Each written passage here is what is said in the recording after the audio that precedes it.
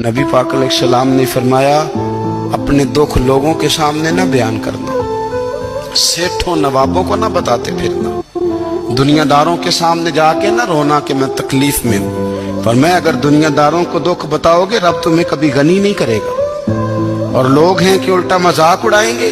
आपकी जिससे बड़ी पक्की यारी है ना, पक्की, वो तब तक पक्की है जब तक आपने 50,000 मांगा नहीं।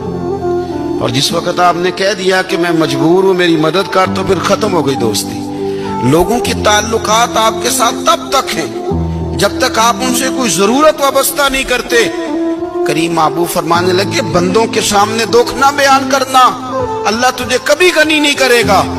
तू अपने दुख अपने रब को बता, तू दुआएं मांग, तू उसकी बारगाह में हाजिर हो, तू उसके हुजूर अर्ज कर। फरमाया अपने दुख अपने रब को बता, वो जल्दी करे या देर से करे तुझे सारी दुनिया से बेनियाज कर देगा, तुझे किसी का मोहताज नहीं रहने देगा।